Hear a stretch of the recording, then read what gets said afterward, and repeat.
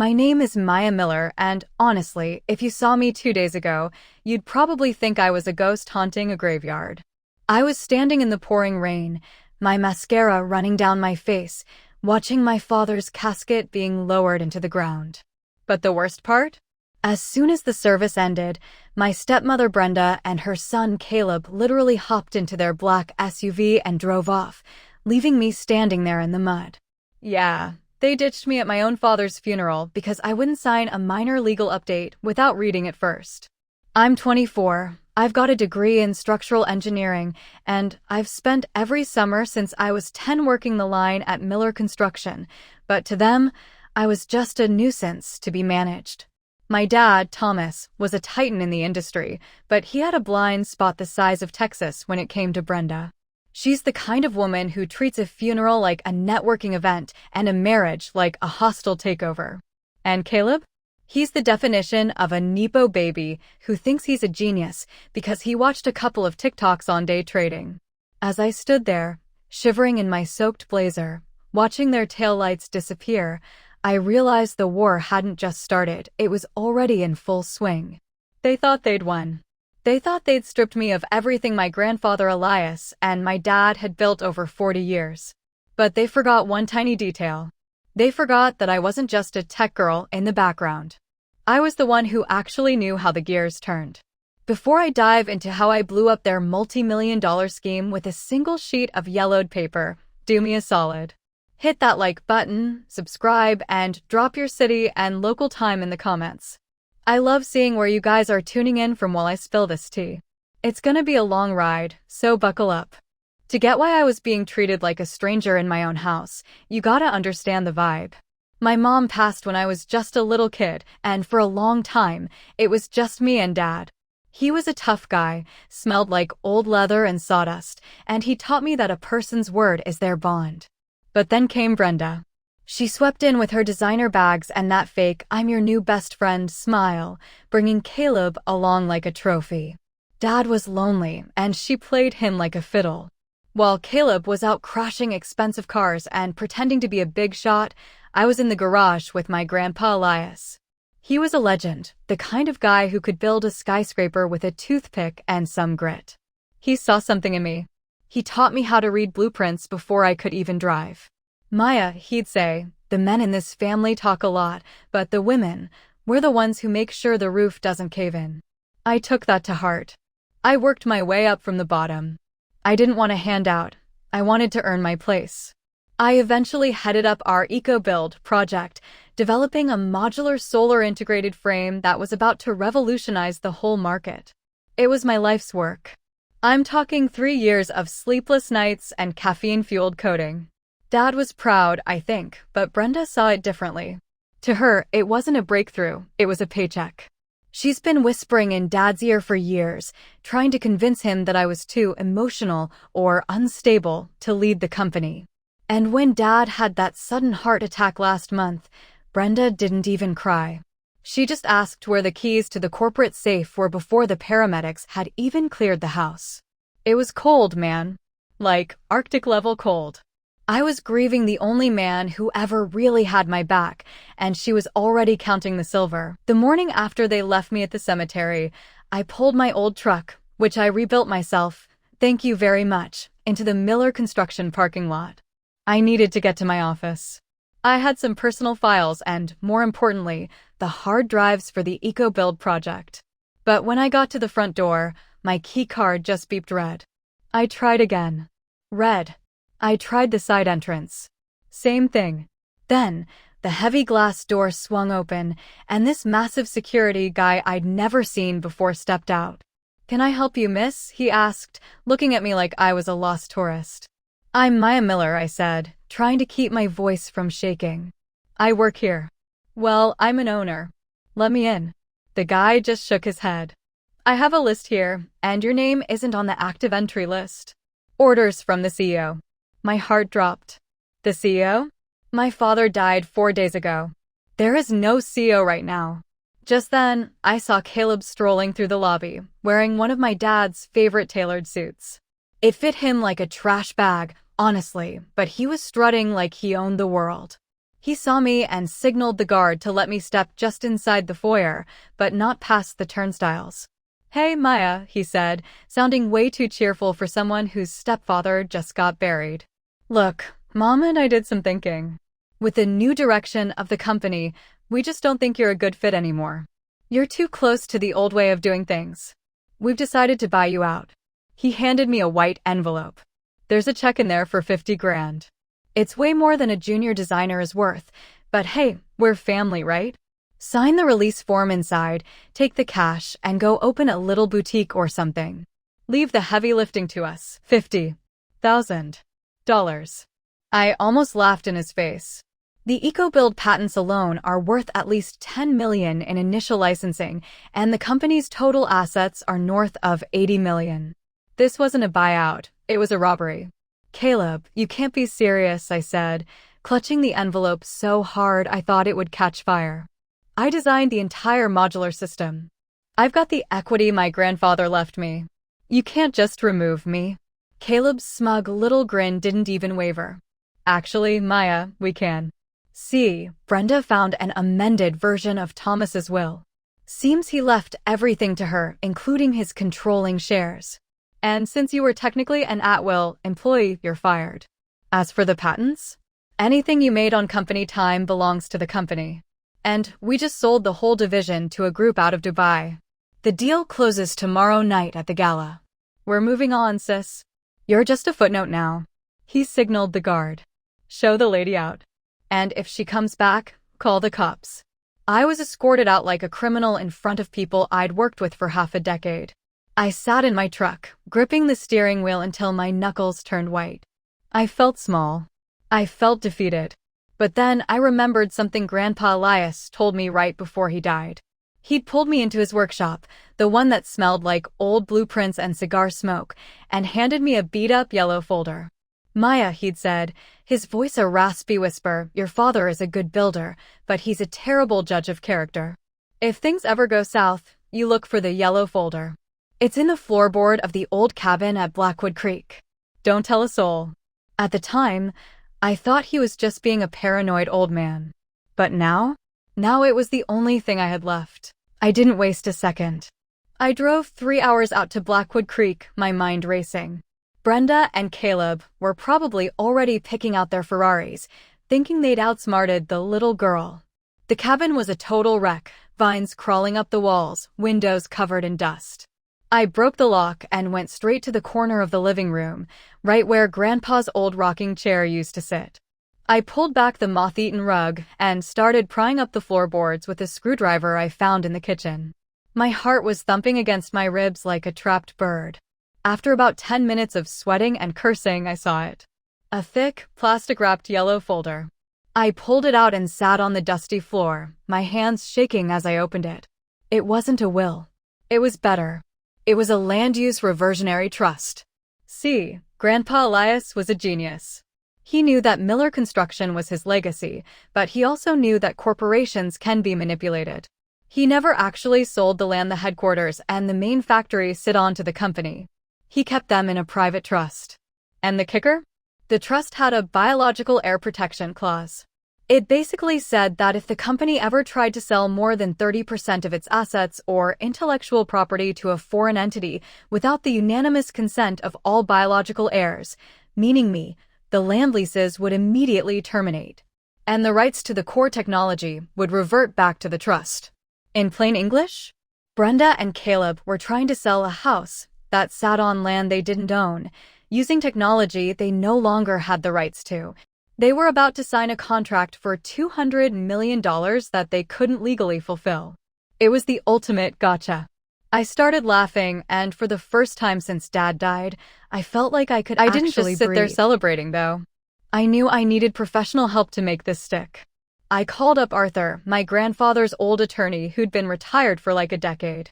He was the only one I could trust. When I told him what was happening, his voice went from sleepy old man to shark in about 2 seconds. "Maya," he said, "get your butt down to my office in the morning. If that folder is what I think it is, Brenda isn't just in trouble, she's heading for a legal catastrophe. The next day, I spent 4 hours in Arthur's dusty office, surrounded by stacks of paper and the smell of Earl Grey tea. He looked over the documents with a magnifying glass, nodding to himself. Elias was always 3 steps ahead, Arthur chuckled. He set this up specifically because he didn't trust Brenda. He told me once, "Arthur, she's got a heart like a bank vault, empty and cold." This trust is airtight, Maya. By trying to sell the eco-build division to the Dubai Group, they've triggered the bad faith clause. As of midnight tonight, you have the legal right to seize the company's physical assets and freeze the sale. I leaned back in the creaky chair, a slow smirk spreading across my face. The gala is tonight, Arthur. They're planning to sign the papers in front of everyone, investors, the press, the whole 9 yards. Arthur grinned, showing his dentures. Well then, I think it's time you did a little shopping. You can't show up to a multi-million-dollar coup in a flannel shirt and work boots, can you? He was right. If I was going to take back my kingdom, I needed to look like the queen. I took the last of my savings and bought the most intimidating, sharp-edged black suit I could find. I got my hair done, put on some Don't Mess With Me red lipstick, and by 7 p.m., I was standing outside the grand ballroom of the Hilton, feeling like a total boss. The Hilton was buzzing. There were valet-parked Lamborghinis everywhere and enough diamonds in that ballroom to sink a ship. I saw the giant banner hanging over the stage, Miller Construction and Aljaber Holdings, a new horizon. It made my skin crawl. Brenda was at the center of the room, draped in silk, sipping champagne and laughing with a group of men in suits. Caleb was right there with her, looking like he'd finally made it. I walked toward the entrance, and sure enough, the same security guy from the office was standing there. He saw me and immediately stepped in my way. "I told you, lady, you're not on the list. Don't make me call the cops." I didn't even blink. I reached into my clutch and pulled out a gold-embossed legal summons Arthur had drafted. "I'm not here as a guest, Mike," I said, using the name on his badge. "I'm here as the trustee of the Elias Miller Reversionary Trust. If you touch me, you're interfering with a federal legal proceeding. You want that on your record." He looked at the paper, then at my suit, and, honestly, I think the lipstick did half the work. He stepped aside without a word. I walked into that ballroom like I owned the place because, technically, I did. I stayed in the back for a while, just watching. I wanted to wait for the perfect moment. I wanted them to be at the very top before I pulled the rug out. I saw Sarah, a reporter I knew from the Business Journal, and whispered in her ear that she might want to get her camera ready. "Maya? What are you doing here?" she hissed. "Just watch the stage, Sarah. The new horizon is about to get a lot darker." Finally, the music dimmed and Caleb stepped up to the microphone, tapping it with a smug, self-important look on his face. "Ladies and gentlemen, thank you for joining us for this historic moment," he began. I felt the adrenaline start to pump. This was it. No turning back. "Today, we honor the legacy of Thomas Miller by taking this company global," Caleb shouted over the applause. "We are officially signing over the green tech division to Aljaber Holdings for a record-breaking sum. Brenda, if you'll do the honors." Brenda walked up to the stage, looking like she'd just won an Oscar. They had the giant fountain pen ready, the contracts laid out on a mahogany table. The lead investor, a tall, serious-looking man named Mr. Aljaber, stepped forward to sign. "Stop," I yelled. My voice echoed through the entire ballroom. The music stopped. Every head turned. Brenda froze, her hand hovering over the paper. Caleb looked like he'd seen a ghost. "Maya," he stuttered into the mic, "security. Get her out of here. She's unstable." I didn't wait for the guards. I marched right up the center aisle, my heels clicking like a countdown. "I wouldn't sign that if I were you, Mr. Aljaber," I said, loud and clear. I stepped onto the stage, ignoring Caleb's frantic gesturing. "My name is Maya Miller. I am the sole trustee of the Elias Miller Reversionary Trust. And as of 10 minutes ago, the land this company sits on and the patents you are trying to buy have been legally reverted to my personal control." The room went dead silent. You could literally hear the air conditioning humming. Brenda stepped toward me, her eyes narrow and full of venom. "You're lying," she hissed, her voice low so the mic wouldn't catch it. "Thomas left it all to me. I have the will. "AWO can only give away what a person owns, Brenda," I replied, loud enough for the front row to hear. Grandpa Elias never gave the land or the core patents to Dad. He kept them in a trust to protect them from people exactly like you. You're trying to sell property you don't own. In legal terms, that's called fraud. I handed the documents to Mr. Aljabe's legal counsel. The guy looked them over for about 30 seconds, his face going pale. He whispered something to Aljabe, who's. Mr. Aljabe didn't even look at Brenda. He looked at me, then back at his lawyer, who gave a slow, solemn nod. "This document is valid," the lawyer said, his voice carrying through the quiet room. "The corporation does not have the authority to transfer these assets. The deal is void."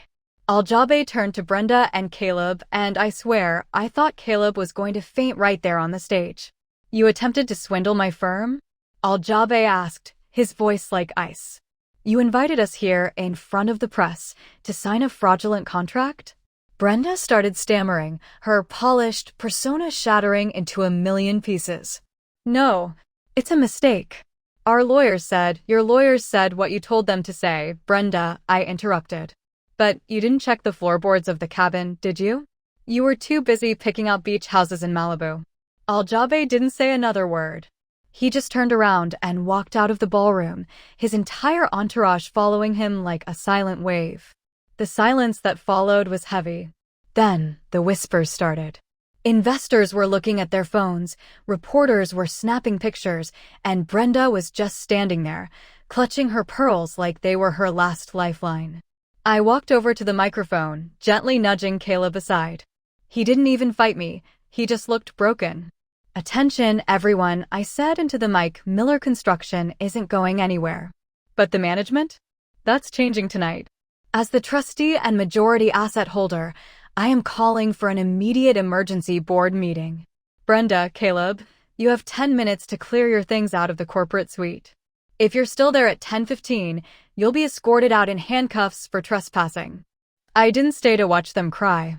I walked off that stage with my head held high, and for the first time in a month, the weight on my chest was gone. I had my father's legacy. I had my grandfather's trust. And most importantly, I had my dignity back. The next few weeks were a total whirlwind.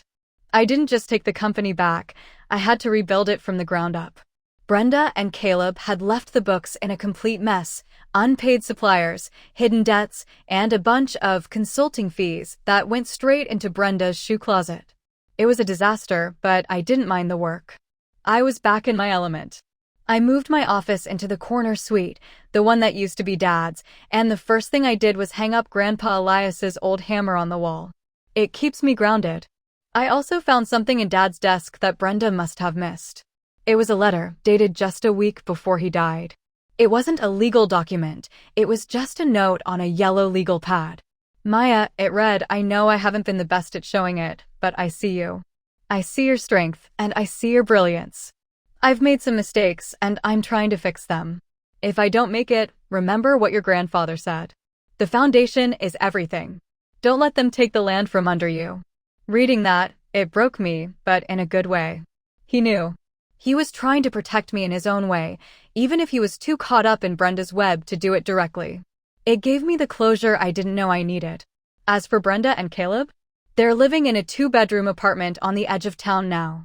All the will money vanished once the lawsuits from the Dubai group hit them for breach of contract.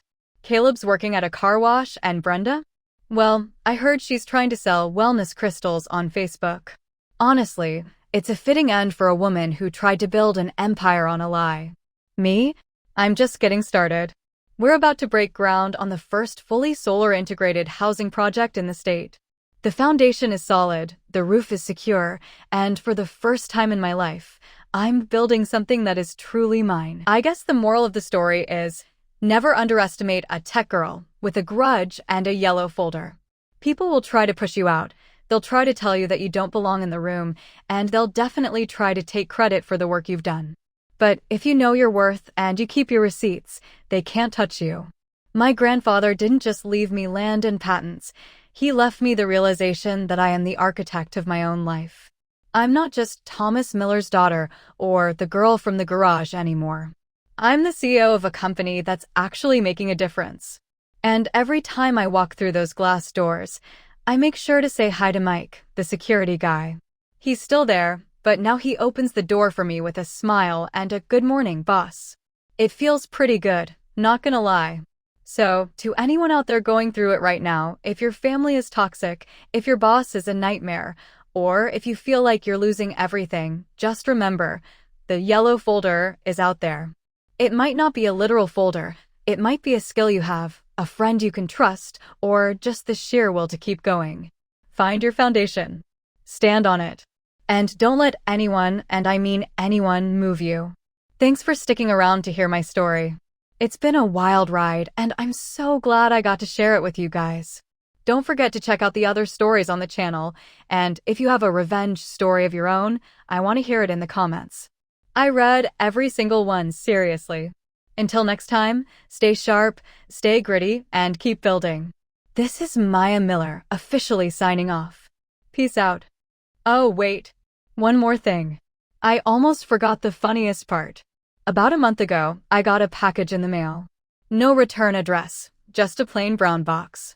Inside was a single, muddy high-heeled shoe, the one I lost in the graveyard when Brenda and Caleb drove off. There was a little note attached. It just said, "Found this in the mud. Figured you might want it back now that you're walking on solid ground." I'm pretty sure it was from Arthur, that old raspy-voiced genius. I didn't throw it away. I actually had it bronzed and turned into a paperweight for my desk. It's a constant reminder of where I was, standing in the rain, forgotten, and where I am now. It's also a great conversation starter for when new investors come into the office. I tell them, that's the shoe that built this company. They usually laugh, but once I tell them the whole story, they don't just respect the company, they respect the hustle. And that's what it's all about, right? The hustle, the heart, and the history. My dad would have loved that paperweight. He always said that the best tools are the ones that have a story behind them. Well, this shoe has a hell of a story. And the best part? The story isn't over yet. We've got new projects, new challenges, and a whole new world to build. And I'm doing it all in flats from now on.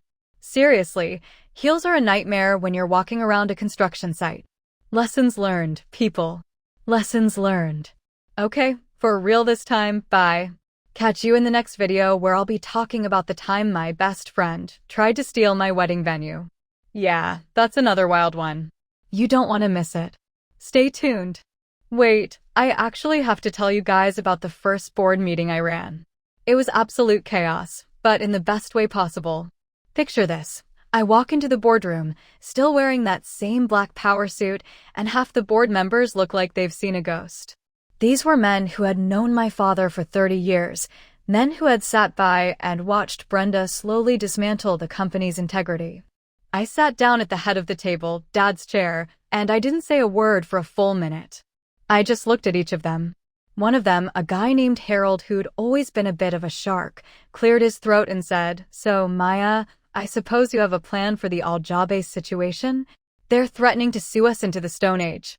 I didn't flinch. I pulled out my laptop, projected the eco-build blueprints onto the wall, and said, "The Al-Jabe deal is dead, Harold. And frankly, we don't need them. We're going to pivot. We're going to use the Reversionary Trust to secure a low-interest green bond, and we're going to build the Oak Haven project ourselves." Any questions? You could have heard a pin drop. Harold tried to argue, saying we didn't have the liquid capital, but then I showed them the audit of Brenda's consulting fees. I told them if they didn't support my move, I'd make sure the forensic audit went public and their names would be right alongside hers for negligence. Suddenly, everyone was very, very supportive. It was the first time I realized that power isn't just about having the right papers, it's about being the person who isn't afraid to use them. I spent the next 14 hours in that room, going over every single contract. By the time I left, the sun was coming up, and for the first time in my life, I felt like I wasn't just my father's daughter. I was the leader of Miller Construction. And man, that sunrise over the city skyline never looked so beautiful. It was the start of something real. But let's talk about the drama with the Dubai group for a second, because that didn't just go away quietly. Mr. Al-Jabe is a man of honor, and being lied to is something he takes very personally. About a week after the gala, I got a call from his personal assistant. She said he wanted to meet with me privately at his hotel. My heart was in my throat, honestly. I thought he was going to serve me with a lawsuit just for being a Miller. I walked into his suite, and he was sitting there by the window, looking out at the city. He didn't look angry. He looked disappointed. "Maya," he said, gesturing for me to sit. "Your brother and your stepmother are small people. They tried to sell me a shadow. But my lawyers have looked into your eco-build project. They tell me the technology is actually more valuable than the land itself." I nodded, trying to stay professional. "It is, Mr. Al-Jabe. It's my life's work. And I'm sorry you were brought into our family's mess." He looked at me for a long time, his eyes searching mine. "I do not invest in shadows, Maya. I invest in people. Your grandfather was a man of his word. Your father, he was a man of his heart. And you? You are a woman of your dirt." He actually smiled then, a small, genuine smile. "I am withdrawing the lawsuit against the company. On one condition. That you and I discuss a real partnership. One where the trust remains yours, but the technology goes global." I couldn't believe it. The very deal that was supposed to destroy me was being offered back to me, but this time, as an equal partner. We spent the afternoon talking, not about buyouts or severance, but about building something that would last for generations. It taught me that even in the cutthroat world of international business, there's room for integrity. And it taught me that when you stand your ground, the world eventually moves to accommodate you. It was a huge win, but I knew I couldn't get complacent. Missing $3 million. So, I went on a hunt for that $3 million. I knew Caleb wasn't smart enough to hide money that well, which meant Brenda had a helper. I started digging into the emails of our former CFO, a guy named Greg who'd conveniently resigned, the day after Dad's funeral. It took me 3 nights of sitting in the dark, fueled by lukewarm coffee and pure spite, but I finally found it. Greg had been funneling money into a shell company called BNC Investments. Real original, right? Brenda and Caleb. But here's the twist. The money wasn't just being spent on shoes and cars. They were using it to buy up the neighboring lots around our main factory. They were trying to bottle us in so that even if I kept the factory land, I wouldn't have any room to expand or even get my trucks out to the main road. It was a classic landlock move. I felt a chill run down my spine. If they'd succeeded, the Reversionary Trust would have been a golden cage. I would have owned the land, but I couldn't have operated the business. I caught it just in time. I called Arthur at 2 a.m. "Arthur, we need to file an emergency injunction for corporate embezzlement and land grabbing." By 8 a.m., we were in front of a judge. Brenda thought she was so clever, but she forgot that in this state, using embezzled corporate funds to purchase real estate is a straight shot to a felony. When the police showed up at her little apartment to serve the papers, she apparently tried to hide in the bathroom. Caleb just sat on the sofa and cried. It was pathetic, honestly. But it was the final nail in the coffin. We recovered the funds, seized the neighboring lots under a court order, and Brenda and Greg are now facing some very serious jail time. It's crazy how greed can make people so blind. They had everything, and they threw it all away because they wanted a little bit more. I don't feel sorry for them. Not anymore. They had their chance to be a family. They chose to be predators instead. Let's get into the technical side for a minute, because I know some of you are grunts, like me, and want to know how the eco-build system actually works. See, the problem with traditional construction is the waste. You spend months pouring concrete, waiting for it to dry, then you've got teams of people cutting wood and steel on site, wasting 30% of the materials. My system is different. We use a proprietary recycled polymer frame that's 3D printed in our factory. It's lighter than steel, stronger than concrete, and the solar cells are baked right into the skin of the building. It's like Legos for grown-ups, but with high-voltage electrical systems and structural integrity that can withstand a Category 5 hurricane. When I finally got the factory back up and running, the atmosphere was electric. I walked onto the floor, and the guys were cheering.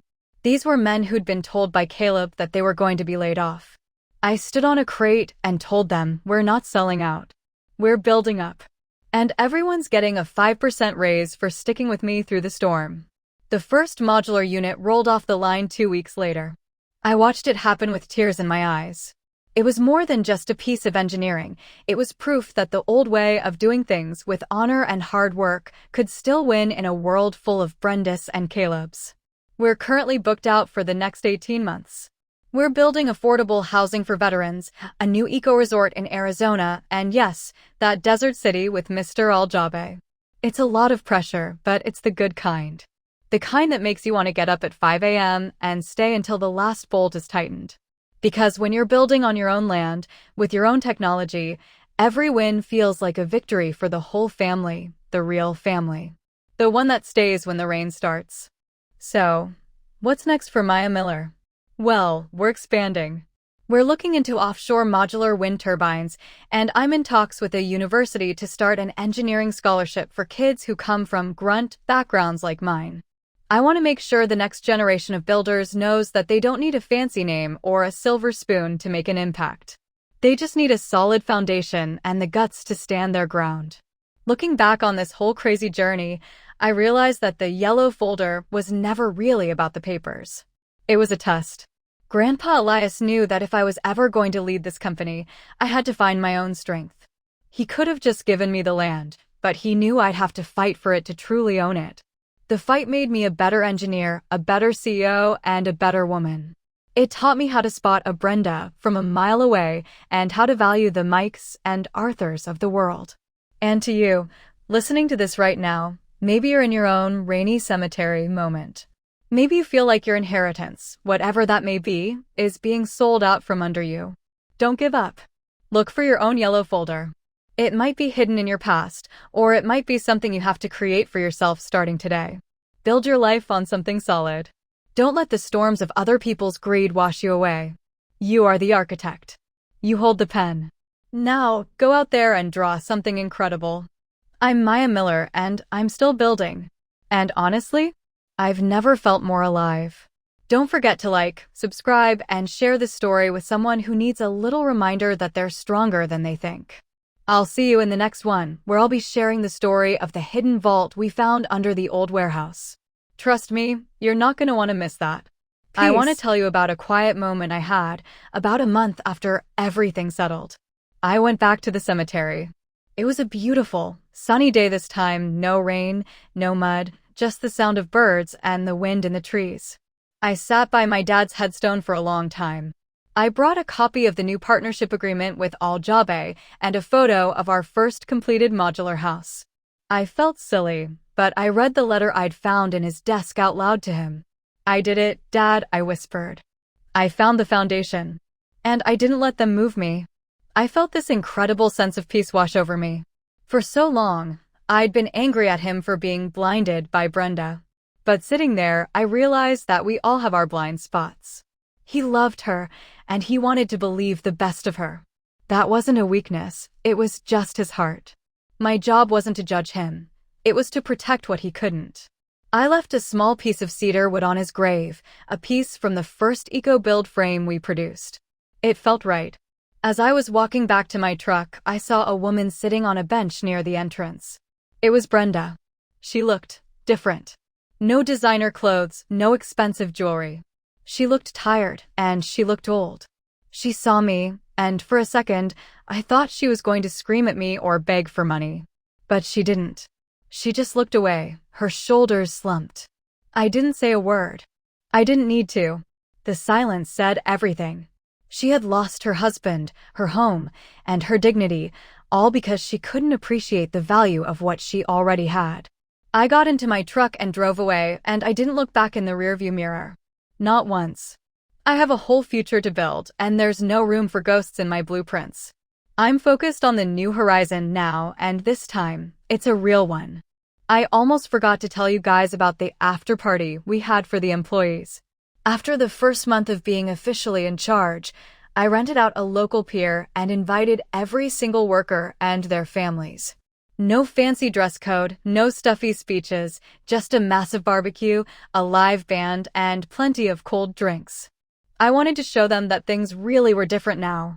Halfway through the night, one of our oldest foremen, a guy named Sal who'd worked with my grandpa back in the 70s, walked up to me. He was holding a paper plate full of ribs and had a huge grin on his face. "Maya," he said, "I've seen 3 generations of Millers run this show. Your grandpa was the muscle, and your dad was the soul. But you? You're the spine. We've never felt more stable than we do right now." That meant more to me than any CEO of the Year award ever could. We spent the rest of the night talking about the old days, and Sal told me stories about Grandpa Elias that I'd never heard, like the time he bet the whole company on a single bridge contract and won. It reminded me that I'm part of a long, proud line of people who weren't afraid to take risks for what they believed in. I realized that my inheritance wasn't just the money or the land, it was the respect of people like Sal. It was the knowledge that I was doing right by the people who actually do the work. As the fireworks went off over the water, I looked around at all those happy families, and I knew that I'd made the right choice. I could have taken that $50,000 check and walked away to a quiet life. But standing there on that pier, surrounded by the people who make Miller Construction what it is, I knew I was exactly where I was meant to be. This is what building a legacy really looks like. It's not just about the structures we put up, it's about the community we support. And we're building the best one in the world. I almost forgot to tell you guys about the after party we had for the employees. After the first month of being officially in charge, I rented out a local pier and invited every single worker and their families. No fancy dress code, no stuffy speeches, just a massive barbecue, a live band, and plenty of cold drinks. I wanted to show them that things really were different now. Halfway through the night, one of our oldest foremen, a guy named Sal who'd worked with my grandpa back in the 70s, walked up to me. He was holding a paper plate full of ribs and had a huge grin on his face. "Maya," he said, "I've seen 3 generations of Millers run this show. Your grandpa was the muscle, and your dad was the soul. But you? You're the spine. We've never felt more stable than we do right now." That meant more to me than any CEO of the Year award ever could. We spent the rest of the night talking about the old days, and Sal told me stories about Grandpa Elias that I'd never heard, like the time he bet the whole company on a single bridge contract and won. It reminded me that I'm part of a long, proud line of people who weren't afraid to take risks for what they believed in. I realized that my inheritance wasn't just the money or the land, it was the respect of people like Sal. It was the knowledge that I was doing right by the people who actually do the work. As the fireworks went off over the water, I looked around at all those happy families, and I knew that I'd made the right choice. I could have taken that $50,000 check and walked away to a quiet life. But standing there on that pier, surrounded by the people who make Miller Construction what it is, I knew I was exactly where I was meant to be. This is what building a legacy really looks like. It's not just about the structures we put up, it's about the community we support. And we're building. One last little update for those of you who've been asking about Caleb. I actually ran into him about a week ago. I was pulling into a gas station, and there he was, wearing a neon vest and buffing the hood of a minivan. He saw my truck, the same old Ford, though I've given it a fresh coat of paint, and he froze. I could see the shame in his eyes, but I also saw something else. For the first time in his life, he looked like he was actually working. I rolled down my window, and for a second, I thought about saying something snarky or flashing my expensive watch. But I didn't. I just nodded and said, "Missed a spot on the left fender, Caleb." He didn't even get mad. He just sighed, wiped his forehead, and went back to work. I realized then that my revenge was already complete. I didn't need to be cruel. Life had already handled the lessons he needed to learn. He was finally seeing what it was like to be a grunt, and maybe, just maybe, it would make a man out of him. I drove away feeling lighter than ever. It's a strange feeling, seeing the person who tried to destroy you and realizing they no longer have any power over your emotions. That's true freedom. So, that's the end of the Miller family drama, for now anyway. I'm focusing all my energy on the new Oakhaven project and making sure our eco-build homes are the best on the market. We've got a long way to go, but the foundation is rock solid and the future is looking bright. Thank you all for being a part of this journey with me. Your comments and support have been my yellow folder during the tough days. Stay tuned for more, stay true to yourself, and remember, never let anyone sell your inheritance behind your back. You hold the last paper. Always. Before I go, I want to leave you with one final thought. People often ask me if I hate Brenda for what she did. And for a long time, the answer was a resounding yes. I hated her with every fiber of my being. But now I just feel sorry for her. She spent her whole life trying to take things that didn't belong to her, and in the end, she lost the only thing that actually did, her family. My dad loved her, and she could have had a wonderful life as a part of our legacy. But she wanted the crown without doing the work. She wanted the gold without the grease. And that's just not how the world works. Not in my world, anyway. I've realized that the greatest revenge isn't seeing someone fail. It's succeeding so spectacularly that they become a footnote in your story. Brenda and Caleb are footnotes now. I am the main text. And I'm writing a story that would make Grandpa Elias and my dad proud. So, keep your heads up, keep your hearts open, and keep your yellow folder close. You never know when you'll need to prove to the world that you're the one in charge. This has been Maya Miller's story. Thank you for listening, thank you for caring, and thank you for being a part of my new horizon. We're just getting started, and I can't wait to show you what we build next. Remember, stay sharp, stay gritty, and always read the fine print before you sign anything. Peace out, everyone. See you in the next one. Oh, and just a quick technical tip for my fellow builders out there. If you're ever prying up floorboards to find a hidden trust, use a flathead pry bar, not a screwdriver. I ruined a perfectly good set of boards at the cabin because I was in such a rush. Grandpa would have called me a rookie for that one. But hey, we live and we learn, right? That's what construction is all about, fixing the mistakes of the past and making sure the next layer is even better. I'm actually thinking about turning the cabin into a retreat for our employees, a place where they can get away from the city and remember what it's like to breathe fresh air. It feels right to have that place full of life again, rather than just being a graveyard for old secrets. All right, I'm really going now. My coffee's cold, my phone is blowing up with messages about the solar integrated frames, and I've got a city to build. Take care of yourselves, stay hydrated, and never let anyone tell you that you're just a girl in a garage. You're the foundation. You're the spine. You're the boss. Bye for real this time. Catch you later.